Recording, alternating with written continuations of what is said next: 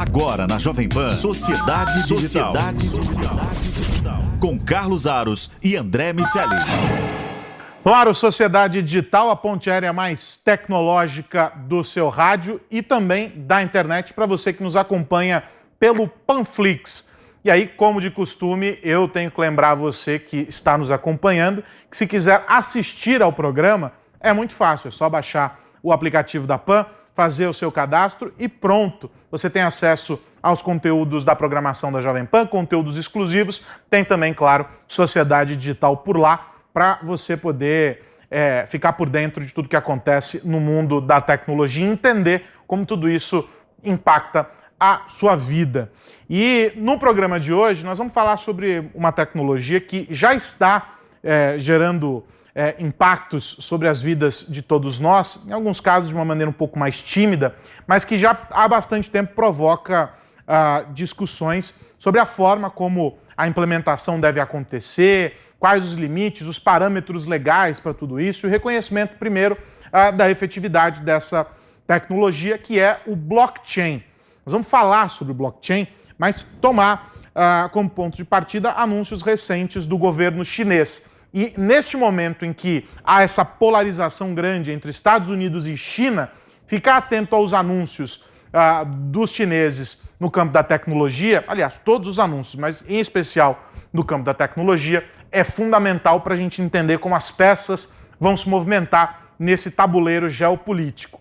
E como sempre, nesta ponte aérea, direto do Rio de Janeiro, meu parceiro André Miceli. Tudo bem, meu velho? Tudo bem com você. Eu esperei por esse programa, amigo. Eu gosto desse tema, você sabe bem disso, e quero ouvir uma especialista no assunto. Vamos receber para esse bate-papo alguém que pode falar com muita propriedade sobre o assunto, que estuda isso de maneira muito profunda, tem livros publicados, enfim, alguém que merece a nossa atenção e que gentilmente abre um espaço na agenda para esse papo conosco, que é a Tatiana Revoredo, ela que é fundadora da Oxford Blockchain Foundation, uma das fundadoras da Oxford Blockchain Foundation e que vai nos ajudar, Tatiana, vai nos guiar nesse processo aqui para entender esse universo. Você que já esteve aqui comigo em outros bate-papos aqui na programação da Pan, sabe que esse é um assunto delicioso, né, que eu gosto muito, o André também gosta muito, mas que a gente precisa traduzir para as pessoas. Obrigado pelo teu tempo para esse bate-papo. Primeiro, eu agradeço o convite, Aros, é um enorme prazer estar com você e com o André aí nesse bate-papo, levando essa tecnologia para as pessoas no dia a dia. Bom, deixa eu começar então resumindo para quem nos acompanha, um pouquinho do que a China falou em tempos recentes. Então, lá no começo do ano, houve esse anúncio sobre uma plataforma nacional de blockchain. Seria lá uma iniciativa liderada pelo governo chinês, como não poderia ser diferente, para estabelecer as bases, enfim, estruturar a implementação de blockchain e a utilização pelas empresas. A gente não pode esquecer, no meio desse processo, que há um interesse claro do governo chinês pelo uso dessa tecnologia, pelo fato de ser possível, e a gente vai entender isso melhor com a Tatiana, acompanhar e fazer toda a rastreabilidade das transações, sem entender onde estão os dados e todo o processo dentro dessas cadeias de blockchain. Ele acaba oferecendo mais transparência e facilita esse monitoramento, você consegue entender de onde para onde as informações caminham. E aí agora, mais recentemente, esse anúncio do Banco Popular da China, que seria o Banco Central Chinês, sobre normas para aplicações financeiras baseadas em blockchain e também a possibilidade de criação de uma criptomoeda chinesa. A gente sabe que a base para a implementação de uma criptomoeda está também no blockchain. As coisas estão relacionadas, embora sejam situações diferentes, o blockchain em si e a criptomoeda, mas há uma conexão entre eles, a gente já falou bastante também sobre isso aqui. E aí eu quero passar a bola de pronto para a Tatiana, perguntando o seguinte: O que existe, Tatiana, de processo necessário para que um país como a China, sabendo o quão avançados eles estão em muitas tecnologias, implementar uma política nacional para o uso, não é, dessa tecnologia e passar a utilizá-la dentro de transações não só financeiras, mas usando em todas as esferas de negócios de um país. E aí, para isso, claro, preciso que você recue algumas casas para ajudar a gente a entender o que diabos é o blockchain. Blockchain é uma tecnologia que, na verdade, ela é formada por criptografia, mecanismo de consenso, que possibilita a troca de valor na internet. Não só valor monetário, como você bem citou, mas também qualquer coisa que tenha valor. Por exemplo, a reputação das pessoas na internet, os nossos dados que estão armazenados nos aplicativos da internet também possuem valor. E foi com o surgimento do primeiro blockchain, que foi o blockchain do Bitcoin, que possibilitou essa transferência de valor na internet. Antes do blockchain Bitcoin, isso não era possível e nós precisávamos de intermediários validando as transações de valor da internet para que o comércio na internet fosse possível. A China já está muito avançada, é o país mais avançado nessa área. Ela, inclusive, já tem implantado uma rede de serviços baseada em blockchain que chama BSN e que, recentemente, ela integrou-se com 6 redes blockchain públicas para viabilizar que os desenvolvedores de blockchain criassem aplicativos descentralizados e possibilitem uma infraestrutura completa de serviços em blockchain, incluindo a criptomoeda, a moeda virtual chinesa. E essa iniciativa, aliás, André Miceli, a gente tem que lembrar que o nosso amigo Rafael Coimbra, diretor do Tech Institute, é um grande entusiasta das inovações, das revoluções tecnológicas da China, e já está cantando essa bola há muito tempo, né? Só esse parênteses importante aqui a respeito de tudo que diz o Rafael sobre isso, o Rafael que já esteve aqui com a gente também, né? Sem dúvida, e assim, quando a gente olha o futuro da tecnologia e percebe empresas chinesas como instrumentos fundamentais da conexão 5G. Olha, um investimento nos últimos anos que tem trazido resultados bastante positivos em relação à inteligência artificial.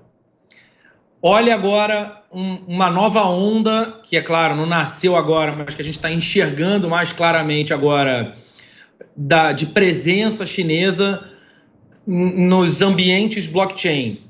Você começa a entender que a China, enquanto projeto de país, olha para a tecnologia de maneira diferente que o mundo tem olhado.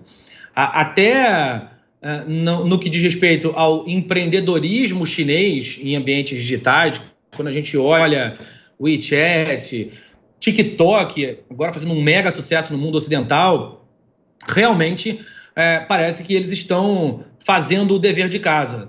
O Rafa Coimbra fala muito sobre isso já há bastante tempo, ele é realmente um entusiasta, mas parece que agora não só os insiders vão enxergar a China como um player importante em todo o ecossistema de tecnologia. A gente está vendo soluções chinesas quase que de ponta a ponta. Quando a gente olha aquela ação do Donald Trump de colocar a China numa blacklist, que obrigou empresas a romperem relações, empresas americanas romperem relações com empresas chinesas, e aí começa a se discutir, inclusive, um sistema operacional chinês, aí, meu amigo, o ponto, o elo que faltava para fechar essa corrente e a gente declarar quase a autossustentabilidade do ecossistema tecnológico chinês. E era isso que a gente conversava antes de começar aqui a nossa gravação. Eu estava conversando com a Tatiana, que chama a atenção nessa caminhada, né?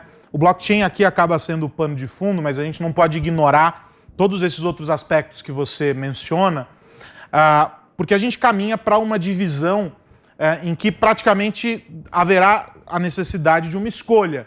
Ou você está operando e trabalhando de acordo com as regras do mercado norte-americano, ou você está trabalhando e operando de acordo com as regras do mercado chinês. E isso implica em uma dificuldade de comunicação para fazer com que quem está de um lado e quem está do outro se converse. O que está na contramão daquilo que sempre se propôs no ambiente digital, que era eliminar essas fronteiras e fazer com que os processos fossem facilitados, com que tudo fosse mais integrado, né? A gente tem dificuldades bastante importantes em alguns aspectos. A Tatiana até brincava, eu tenho um roteador de um fabricante que não conversa com um dispositivo que eu tenho em casa, eu não consigo conectar à internet. Esse é um exemplo mínimo. Quando a gente leva isso para o universo macro, a gente percebe que, peraí, nós estamos entrando numa questão geopolítica, nós estamos entrando numa questão de relações comerciais em âmbito internacional mais dificultadas, tendo como premissa, como base de tudo isso, uma disputa tecnológica. E aí a minha pergunta é a seguinte, Tatiana, a gente está ouvindo falar sobre essa plataforma nacional de blockchain, você mencionou aí a BSN. Foi anunciada, foi implantada, está funcionando, conectada à rede, legal, fantástico.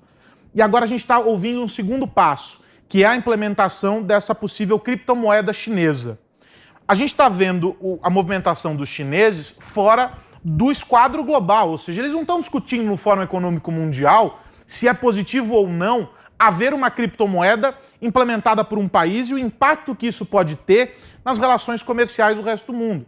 Ou seja, em última instância, eles estão caminhando cada vez mais para esse, vamos colocar assim, esse isolacionismo tecnológico, em que se eu quero que a minha tecnologia seja preponderante e eu tenho poder de fogo e os chineses têm, eles vão fazer com que essa vontade se realize. E isso é problemático, principalmente para o campo dos negócios e depois quando chega no consumidor, né, Tatiana? Como é que você vê essa questão?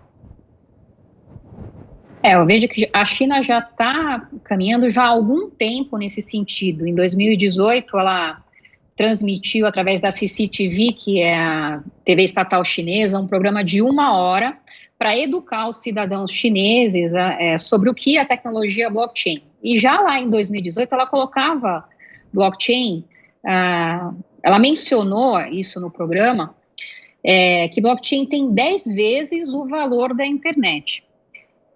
E vendo outras iniciativas também, inteligência artificial, cibersegurança, essas tecnologias de núcleo, né, que quando surgem, elas impactam todos os setores da sociedade, os setores econômicos e indústrias, eu percebo que a China está usando a tecnologia, essas tecnologias, como ferramenta econômica para se impor sobre os outros países. Ela já está anos-luz avançada, eu colocaria até Estados Unidos com uma terceira posição aí atrás, inclusive, da Europa, e enquanto se discutem aí questões pontuais, a China já vem com um programa integralmente pronto para pretendendo a dominância do mercado econômico, tecnológico e político. Ô André, do ponto de vista prático, quando a gente está pensando no consumidor, algumas dessas mudanças já começam a acontecer e um exemplo bobo, né, que foge do blockchain, aqui o nosso caso em tela, mas que é para tangibilizar isso para quem nos ouve. O TikTok, ele surge como um fenômeno chinês que invade o mundo e muda um ambiente de negócios, mas principalmente a forma como as pessoas consomem conteúdo, muito rapidamente, sem que os players, né, as empresas que já estão no mercado, consigam reagir com a velocidade que precisariam.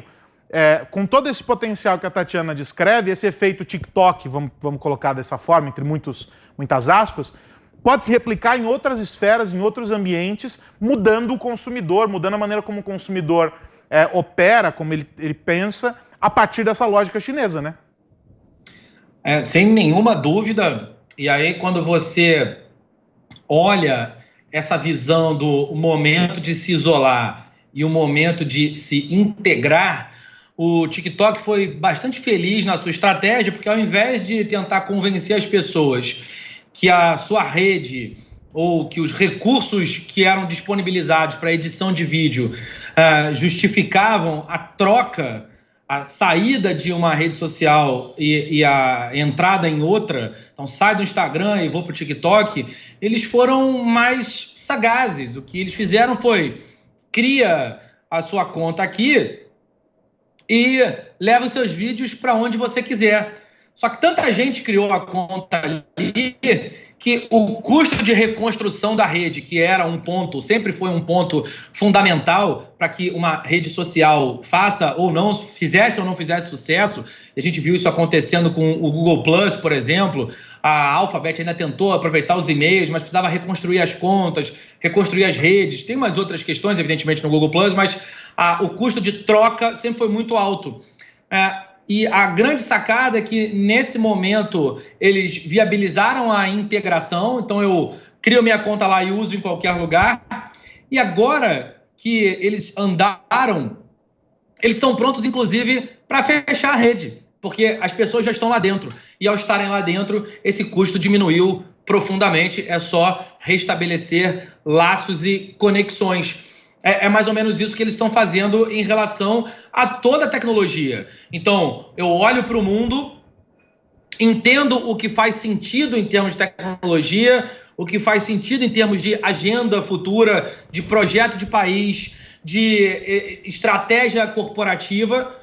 Eu absorvo essa tecnologia e, nesse momento de absorção, as minhas empresas estão integradas às empresas do mundo inteiro, só que no momento que eu estiver pronto para fechar, o meu poder de barganha aumenta grosseiramente. E aí talvez a gente veja essa inversão, que ao invés de assistir a China indo beber na fonte de Europa e Estados Unidos para buscar os padrões e tentar se adequar a eles, talvez a gente veja a China ditando os padrões da próxima onda tecnológica. Tatiana, quando a gente fala sobre esse exemplo específico do TikTok, é fácil a gente mostrar para as pessoas o impacto disso, porque já está ali na mão do consumidor. É um processo diferente do que ocorre, por exemplo, com a tecnologia blockchain, porque é um passo anterior, né? Ela não está de cara ali na mão do consumidor. Mas há esse efeito também, né? É possível já perceber em que espaços o blockchain começa que espaços o blockchain começa a ocupar dentro do mercado, dentro da rotina de empresas e do dia a dia? Nos mercados que executam transações no mundo virtual, e essas transações exigem transparência, autenticidade, integridade de informações, não vai ter como escapar da tecnologia blockchain. Então, num primeiro momento, as pessoas olham o blockchain muito distante, né? Mas, na verdade, ele já está sendo usado no dia a dia das pessoas. Um exemplo que eu posso citar é um caso que ocorreu no bairro do Brooklyn, que fez uma parceria com a Elo3 Energy para permitir transações de energia renovável. Lá no bairro do Brooklyn, as pessoas instalaram painéis solares para obter a energia em suas casas, e o excedente dessa energia você conseguia transacionar através de um aplicativo que rodava em blockchain, sem a necessidade de qualquer intermediário. Então, se sobrava energia na minha casa e meu vizinho estava precisando, eu simplesmente vendia para ele aquela unidade de energia via um aplicativo que rodava em blockchain. Um outro exemplo que, inclusive, já ocorreu aqui no Brasil é o registro imobiliário. Lá na Barra da Tijuca já teve uma transação de imóvel numa plataforma blockchain que possibilita o registro e a escritura e a confecção da lavratura dessa escritura numa plataforma blockchain. E a vantagem disso é que um processo que, por exemplo, que durava de 30 dias a 6 meses, passou a ser feito em 20 minutos. Blockchain tem essa vantagem de você diminuir as etapas, né, numa transação comercial, trazendo mais segurança e, principalmente, sendo a prova de fraudes, né? E por que preocupa tanto o fato de, em um país como a China, em que sabidamente há um monitoramento constante do governo sobre a movimentação de empresas e dos cidadãos, uma tecnologia como essa já começar a permear o ambiente de negócios e começar a colecionar essas informações e esses dados de maneira mais transparente. É motivo para preocupação? É motivo para preocupação porque lá na China eles não usam as blockchains públicas que são projetadas para preservar a privacidade do usuário. Lá na China eles têm uma prevalência pelas blockchains privadas ou permissionadas, que são aquelas que permitem o maior controle do Estado com relação aos registros de dados que estão sendo transacionados ali naquela blockchain privada. Então, o modelo que está sendo colocado pela China via tecnologia blockchain é um modelo que acaba atingindo a privacidade de dados dos usuários, e daí a preocupação. André, isso não tem o potencial de fazer com que eles fiquem cada vez mais fechados dentro do mercado deles? Tem companhia que até pouco tempo atrás brigava para tentar se adequar e entrar no mercado chinês, porque, poxa, é um mercado consumidor super importante. Mas dentro de uma situação como essa, em que existe essa disputa e com sanções impostas pelo governo americano, não tem essa chance de eles começarem a ficar cada vez mais fechados, falando só com o mercado interno ali, as empresas globais tirarem o pé? Aliás, esse foi um argumento usado pelo Reino Unido, né, na definição por não usar a infraestrutura da Huawei, né? Esse é um jogo de xadrez que, honestamente, eu não gostaria de mover as peças, porque, ao mesmo tempo que sim, foi um argumento, por outro lado, a gente vê as mesmas antenas, as antenas da mesma empresa viabilizando 4G em diversos países do mundo. O Brasil entre eles.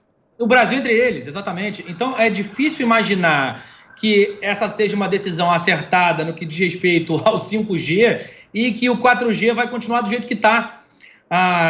Talvez seja mais inteligente pensar na integração, porque não só do ponto de vista tecnológico, mas do ponto de vista de comércio em geral, comércio exterior em geral, essa briga pode trazer problemas para muitos países. A China é um mercado comprador muito significativo, mas pela quantidade de pessoas, é um mercado que potencialmente também pode existir por si só.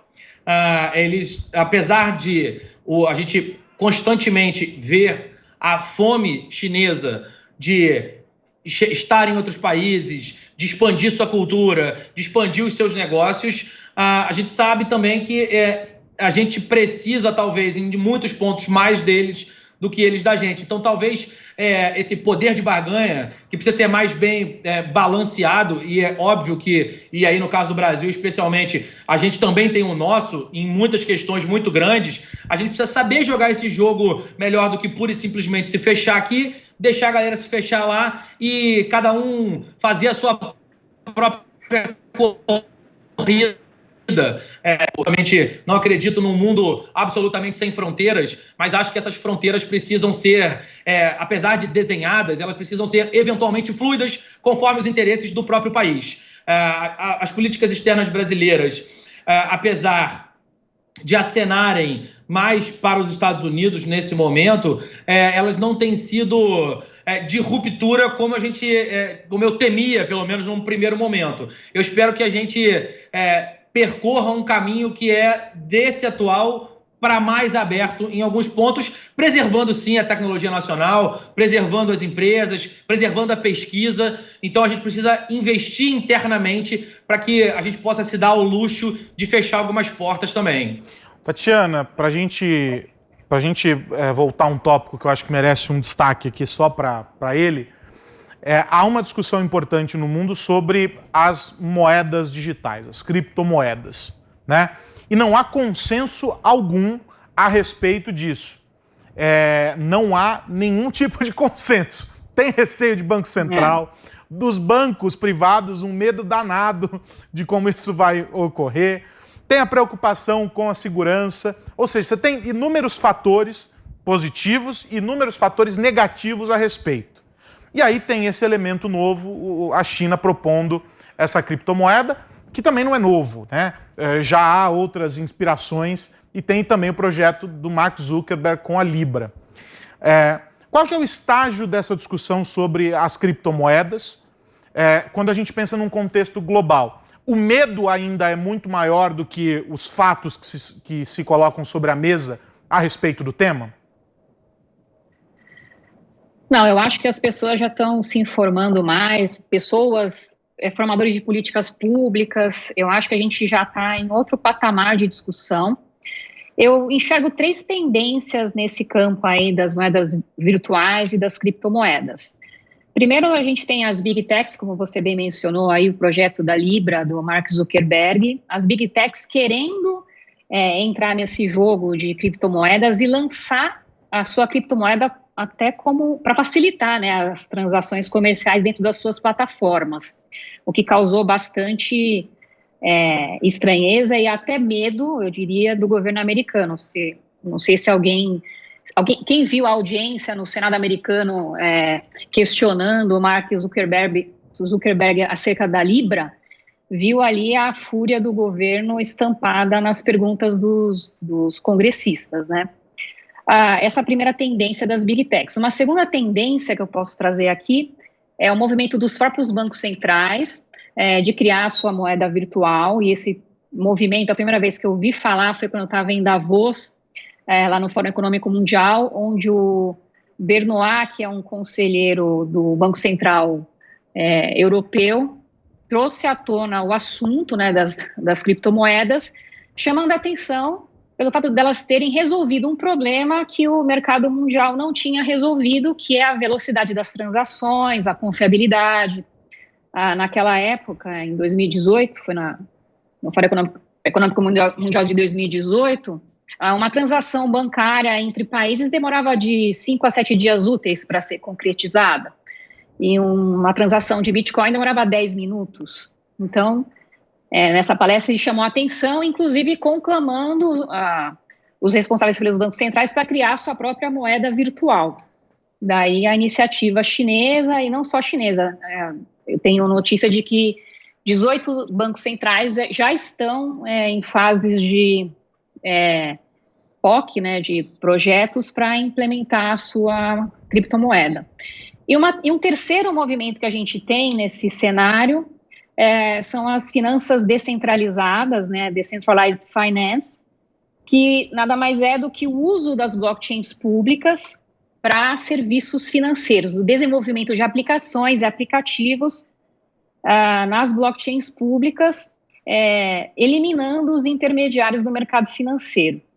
Você mencionou também que muitos bancos têm medo, né, dessa nova tecnologia, mas eu já conheço muitos bancos, inclusive na Suíça, que já integraram as criptomoedas na sua plataforma de negociação, possibilitando inclusive aos seus próprios clientes negociarem criptomoedas dentro do próprio aplicativo do banco. Então eu vou trocar a minha frase. Os bancos não têm medo das criptomoedas, já estão avançando sobre elas, mas têm medo da falta de regras no cenário global para fazer com que as coisas fiquem mais tranquilas, porque o setor... Isso é uma coisa que o setor financeiro gosta, é de regra clara e tranquilidade para poder jogar. Quando o negócio fica meio incerto, você está perdendo dinheiro. É mais ou menos por aí? Comentário acertadíssimo. O PayPal vai entrar agora no mercado, né, das criptomoedas, já anunciou em março, né, quando questionado pela União Europeia se ele já estava desenvolvendo um protótipo, ele disse que sim. O PayPal ele vai usar a Paxos, que é uma empresa de internet, para trazer o mercado de criptomoedas para sua plataforma, e quando ele foi questionado pela União Europeia se ele já estaria desenvolvendo o projeto, ele confirmou, ele exigiu, né, entre aspas, regras mais claras para que ele consiga implementar os seus negócios de criptomoedas na sua plataforma. Bom, estamos chegando ao final, e aí, André Miceli, eu tenho que agradecer a Tatiana Revoredo pelo nosso bate-papo. Tatiana, demais ter você aqui com a gente, foi muito bom, o tempo voa, foi fantástico ouvi-la e a gente entender um pouquinho melhor como é que essas coisas todas estão caminhando e saber que falta um debate, principalmente nesse nosso último tópico, né? Falta um debate mais efetivo. Parece que ninguém quer se comprometer muito com essa história, mas falta um debate efetivo para que as regras do jogo fiquem claras E talvez isso, no caso da tecnologia, seja uma constante, né? A gente tem falado muito sobre isso no caso dos crimes cometidos por meio das redes sociais, a história toda da regulação das plataformas e tudo mais. Ninguém quer se comprometer e colocar ali de maneira clara essas regras, sob a premissa de que, poxa, é tudo muito disruptivo, tudo muda o tempo todo. Mas se você faz as regras no grande quadro, fica mais fácil dos parâmetros serem estabelecidos. A Tatiana, que é uma das fundadoras integrantes da Oxford Blockchain Foundation, esteve aqui conosco hoje no Sociedade Digital. Tatiana, obrigado. Eu agradeço imensamente o convite. Foi um enorme prazer conversar com você e com o André. André Miceli, meu amigo, semana que vem tem mais? Tem mais, Carlos Aros. Tatiana, muito obrigado. É sempre bom ouvir você falar, sempre aprendo muito. Eu fico aqui ansioso pelo dia que vamos ter todos os nossos dados. Estava esperando. Para a gente capitalizar a nossa navegação na internet. Ô, Tatiana, eu vou dizer uma coisa. Esse cara, toda vez que vê uma informação a respeito desse assunto, sobre a remuneração a partir dos dados que nós geramos para o mundo, e tudo isso organizado em uma cadeia de blockchain, ele manda mensagem para mim dizendo assim, olha, mais um tijolinho construído, estamos avançando nesse meu projeto. É isso. Virou minha causa social essa daí, Carlos Aros. E é uma meta pessoal, legal, acima de tudo. Viu? Isso aí. Eu vou estar deitado na beira da morte e falar, tá vendo? Mas, gente, meu amigo, sempre bom falar. Um abraço para você, Tatiana, um abraço para todo mundo que nos ouve e vê.